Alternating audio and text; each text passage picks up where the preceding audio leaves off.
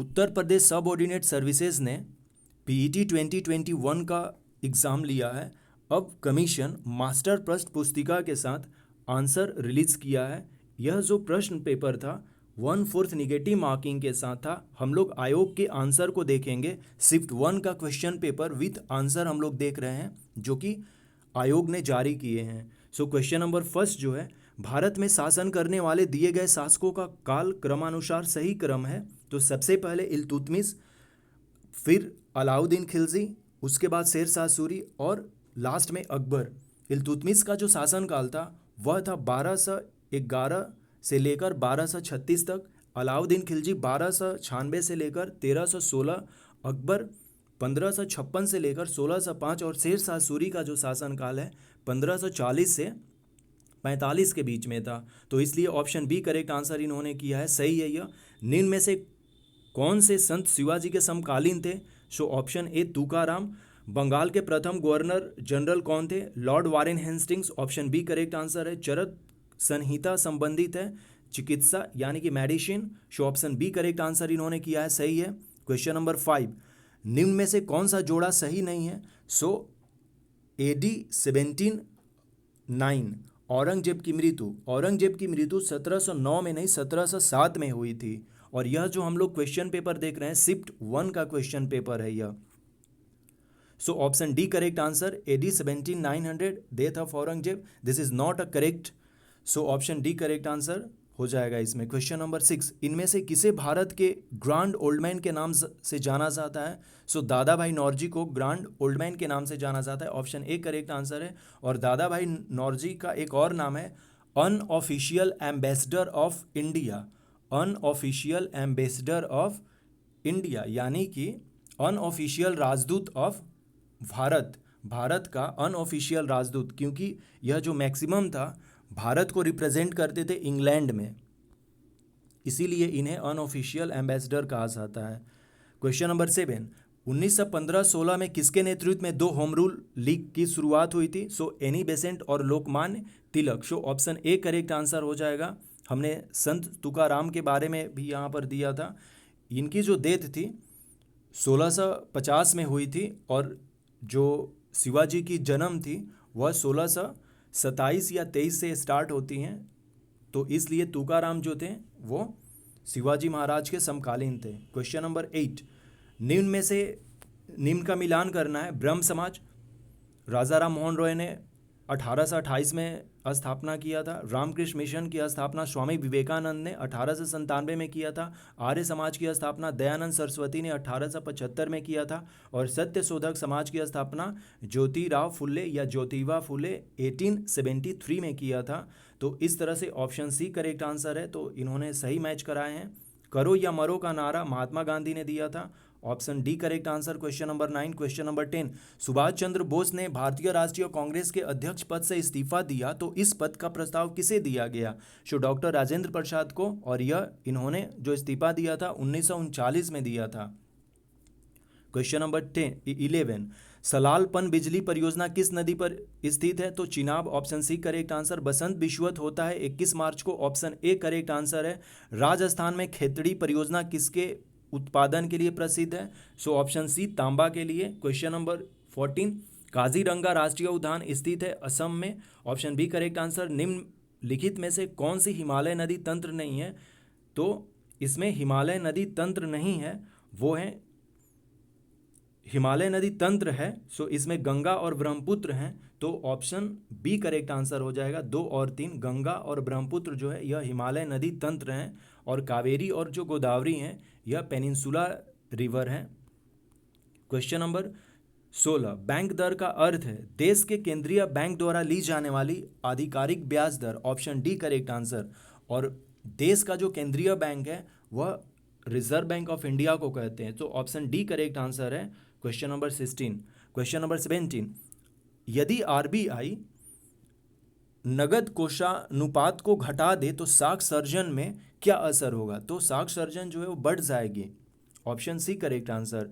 Question number 18, इनमें से किस प्रकार की अर्थव्यवस्था में संसाधनों पर निजी अधिकार होते हैं और आर्थिक गतिविधियों का मुख्य उद्देश्य लाभ अर्जित करना होता है? सो ऑप्शन ए पूंजीवादी कैपिटलिस्ट इकोनॉमिक को ये कहते हैं। और हमारा जो इंडिया का इकोनॉमिक है वो मिश्रित इकोनॉमी कहलाता है, जिसमें कि कैपिटलिस्ट और सोशलिस्ट दोनों टाइप के कॉन्सेप्ट हैं।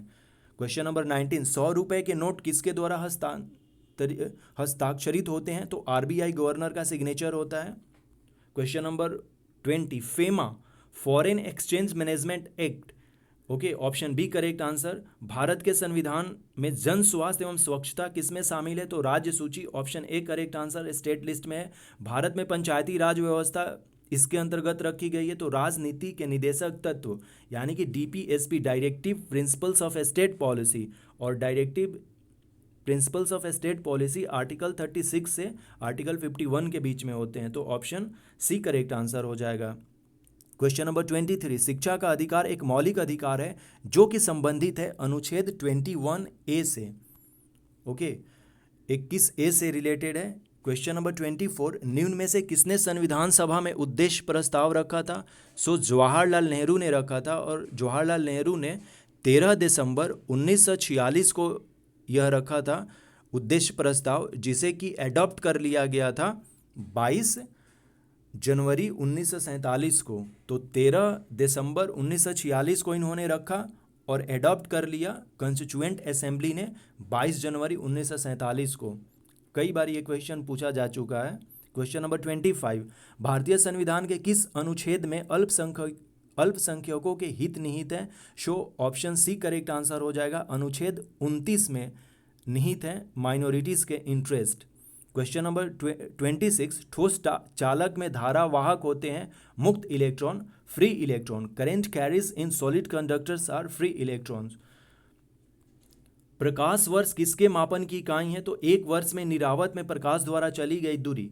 Light year is a unit of measurement of distance travelled by light in a vacuum during 1 year. Option C correct answer. Question number 28, bleaching powder का रासायनिक नाम यह भी है calcium oxychloride, CaOCl2। Option B correct answer.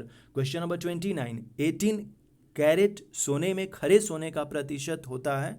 तो वह 75% हो जाएगा, बिकॉज 24 कैरेट में 100% गोल्ड होता है। So option B correct answer हो जाएगा। 18 कैरेट में 75% सोना होता है। संतरे में बहुतायत में होता है vitamin C. Question number 31 maths का है, 324 हो जाएगा, option C correct answer. Question number 32 का ऑप्शन डी 1000 हो जाएगा। और क्वेश्चन नंबर 33 का 4 माइनस अंडर रूट 15 यानी कि 4 माइनस अंडर रूट 15 हो जाएगा बराबर। क्वेश्चन नंबर 34 में जो है टीवी सेट का मूल्य 30% घटाने पर उसकी बिक्री 20% बढ़ गई है, दुकानदार की आय पर उसका क्या प्रभाव पड़ेगा? तो 16% यह घटेगी।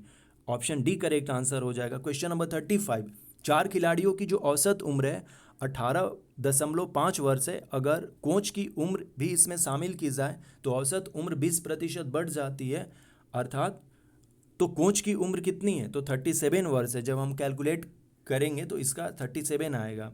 क्वेश्चन नंबर 36, एकल का विलोम शब्द बहुल। Option A correct answer. दर्प का पर्यायवाची कौन सा है? तो अहंकार है।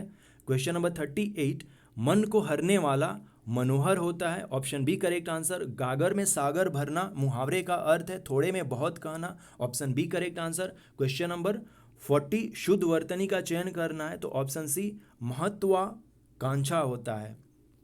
क्वेश्चन नंबर 41 से 43 based on passage, so after reading that passage answer is many sided personality means a person having varied interest.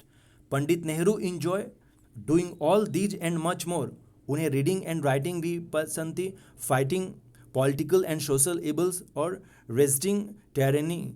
So option D correct answer हो जाएगा इसमें। Question number 43 option C correct answer होगा। Which of the following statement reflect Pandit Nehru view point of view? So science and humanism are equally important. Question number 44, give synonyms for the following. famous का जो synonyms है वो popular है, और give antonyms for following. transparent का जो opposite है यानी कि antonyms है वो है opaque. Option C correct answer. Question number 46, दिए गए विकल्पों में से संबंधित शब्द का चयन कीजिए। पक्षी विज्ञानी को जो है वो पक्षी का स्टडी करता है, तो नृविज्ञानी जो है यानी कि एंथ्रोपोलॉजिस्ट वो मैनकाइंड को स्टडी करता है। तो ऑप्शन सी करेक्ट आंसर हो जाएगा मैनकाइंड। क्वेश्चन नंबर 47, उस शब्द का चयन कीजिए जो समूह के बाकी शब्दों से मेल नहीं खाता। तो तेल सही हो जाएगा, दही, मक्खन और पनीर एक जैसे हैं, तेल अलग है। Question number 48, option A correct answer. Question number 49, Rita की ओर इशारा करते हुए, तो ये बुआ यानी कि आंट हो जाएगा इसका सही answer. Question number 50, option C 5 आएगा इसका आंसर, कि उसी वर्ष में 25 अगस्त को गुरुवार है, तो महीने में सोमवार की संख्या क्या होगी, क्योंकि इस महीने में जो तारीख 1 है वो सोमवार से ही ये स्टार्ट हो रही है। तो ऑप्शन सी करेक्ट आंसर हो जाएगा। क्वेश्चन नंबर 51, निम्न में से किस शहर में लाइट हाउस परियोजना का क्रियान्वयन नहीं हुआ था। तो पटना में नहीं हुआ था, यह 6 शहरों में हुआ था, राज्यों के शहरों में, तो पटना जिसमें नहीं था। Option D correct answer. कौन सी भारतीय दूरसंचार कंपनी विश्व की 5वीं सबसे मजबूत ब्रांड बनी है। तो Reliance Jio, option A correct answer. Bold यानी कि bamboo oasis on lands in drought परियोजना हाल ही में राजस्थान में शुरू की गई है। Option A correct answer. संयुक्त राष्ट्र की कोवैक्स योजना के अंतर्गत कोविड-19 की मुफ्त वैक्सीन पाने वाला पहला देश घाना बना था। Option A correct answer. Question number 55, अंतरिक्ष में जाने वाली भारतीय मूल की दूसरी अमेरिकी महिला अंतरिक्ष यात्री कौन है। तो option A Sirisa बांदला। Question number 56, उस भारतीय पहलवान का नाम क्या है जिस पर हाल ही में डोपिंग के लिए 2 साल का प्रतिबंध लगाया गया है। Option B Sumit Malik. Question number 57, भारत का वह कौन सा प्रथम राज्य है जहां end to end e cabinet प्रणाली लागू की गई है। तो Himachal Pradesh, option B correct answer. Question number 58, किस भारतीय मंत्रालय द्वारा हाल ही में 2019-20 के लिए UDISE प्लस शुरू किया गया था। तो यह शिक्षा मंत्रालय, option B correct answer. Question number 59, smartphone निर्माता वीवो ने विराट कोहली को अपना ब्रांड एम्बेसडर नियुक्त किया है। क्वेश्चन नंबर 60, आर्टिफिशियल इंटेलिजेंस आधारित पोर्टल SUPACE भारत में किस न्यायालय के लिए शुरू किया गया था। तो यह सर्वोच्च न्यायालय ने किया था। Option C correct answer.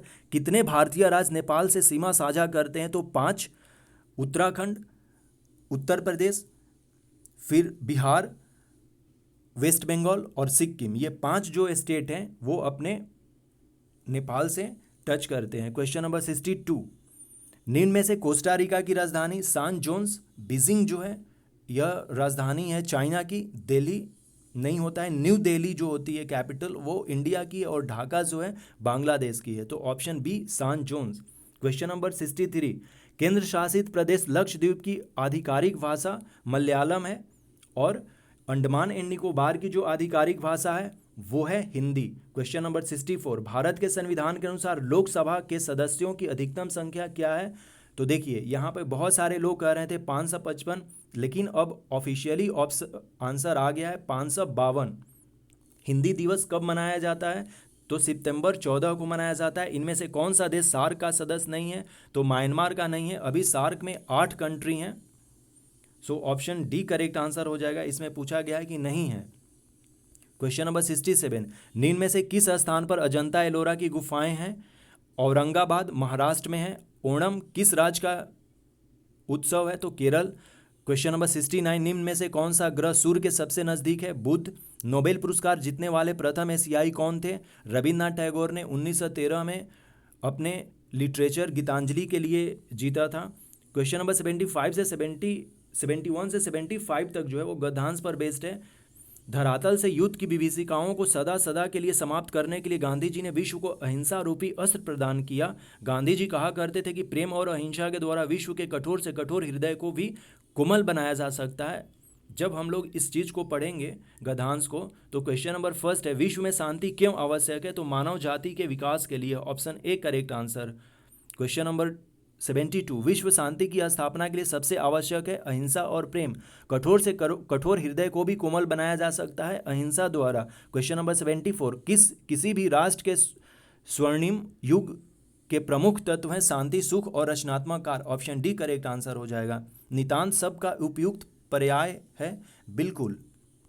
Okay, option B correct answer हो जाएगा। क्वेश्चन नंबर 76 से 80 जो है यह भी हिंदी गद्यांश पर है। विज्ञान आज के मानव जीवन का अविभाज्य एवं घनिष्ठ अंग बन गया है। मानव जीवन का कोई भी क्षेत्र विज्ञान के अश्रुतपूर्व आविष्कारों से अछूता नहीं रहा। इसी से आधुनिक युग विज्ञान युग कहलाता है। आज विज्ञान ने पुरुष और नारी, साहित्यकार और राजनीतिक, उद्योगपति और कृषक, पूंजीपति और श्रमिक, चिकित्सक और सैनिक, अभियंता और शिक्षक तथा धर्मज्ञ और तत्वज्ञ सभी को और सभी क्षेत्रों में किसी न किसी रूप में अपने अप्रतिमय प्रदेय से अनुग्रहित किया है।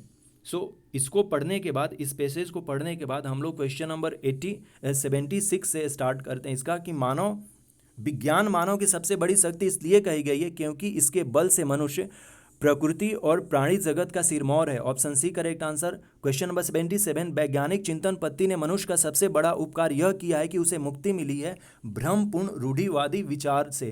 क्वेश्चन नंबर 78, विश्व के परिवारवत लगने का प्रमुख कारण है यातायात एवं संचार साधनों के विकास से। इससे क्या हुआ है कि हम एक दूसरे से कनेक्ट हो पाए हैं बहुत आसानी से। 78 ऑप्शन ए करेक्ट आंसर। हस्तामलक शब्द से अभिप्रेत है स्पष्ट और अनायास बोधगम्य। Option D correct answer. Question number 80, वैज्ञानिक चिंतन पदबंध से आशय है स्वस्थ एवं संतुलित चिंतन। Option D correct answer. Question number 81 to 85 based on this line graph.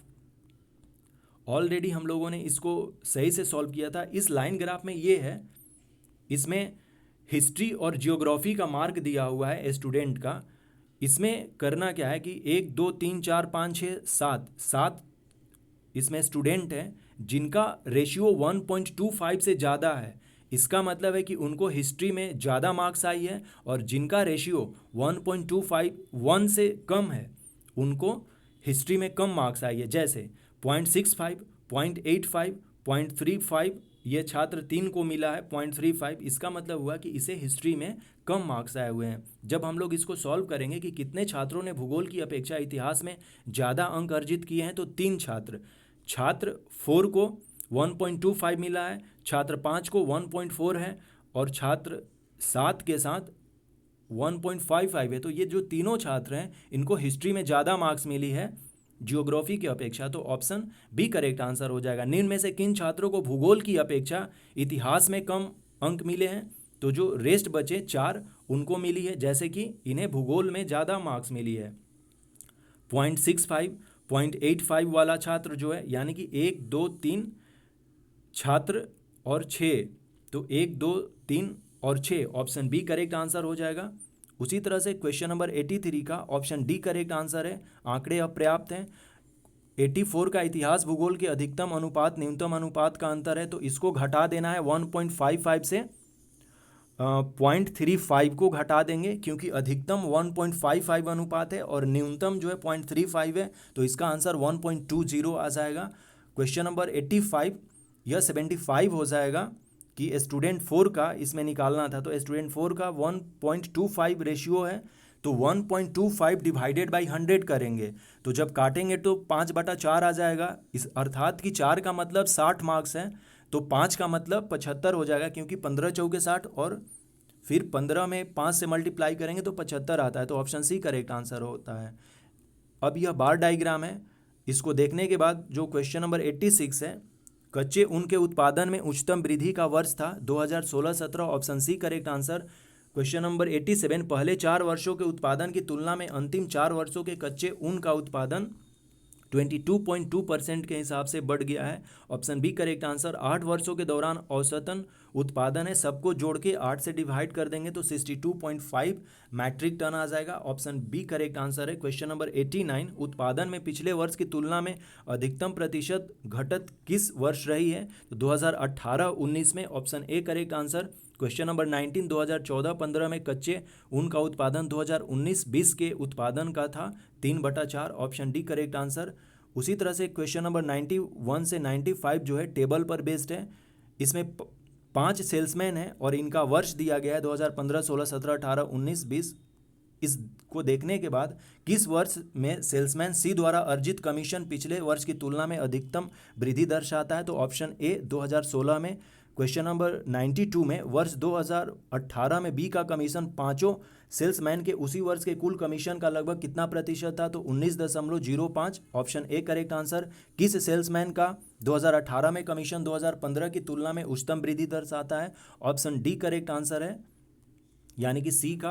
Question number 94, निम्न में से किस वर्ष में किसी भी सेल्समैन द्वारा अर्जित उच्चतम और न्यूनतम कमीशन का अंतर अधिकतम है? 2019। क्वेश्चन नंबर 95, इनमें से कोई नहीं हो जाएगा। क्वेश्चन नंबर 96 से लेकर 100 तक ये भी इस टेबल पर बेस्ड है। इसमें 4 शेयर्स हैं जो शेयर ब्रोकर्स हैं, जैसे एंजल शेरखान है, जेरोधा है, ट्रेडबुल है, और इनके मई, जून, जुलाई, अगस्त, सितंबर महीने के साथ दिया हुआ है। तो क्वेश्चन नंबर फर्स्ट इसमें पूछ रहा था कि निम्नलिखित में से किस महीने में खुले खातों की संख्या की औसत महत्तम है? तो सितंबर है।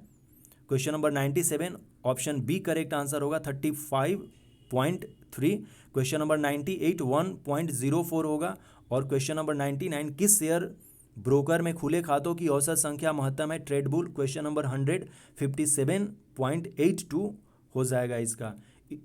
इस टेबल को सॉल्व करने के लिए सबसे पहले क्या करना होता है कि जैसे मई, जून, जुलाई, अगस्त, सितंबर का जो दिया हुआ है पूरा मंथ, सबको जोड़ के लिख लेना होगा। 25 + 22 + 30 + 35, उसी तरह से 28 + 18 + 45 + 42 जोड़ने के बाद फिर हम लोग हर एक शेयर को जोड़ेंगे। जैसे कि एंजल का दिया हुआ है 25 + 28 + 35 + 65 + 55 करके लिखेंगे। और उसके बाद जब इस प्रश्न को सॉल्व करेंगे, जो 5 प्रश्न दिए हुए हैं, तब आसानी से सॉल्व हो जाएंगे।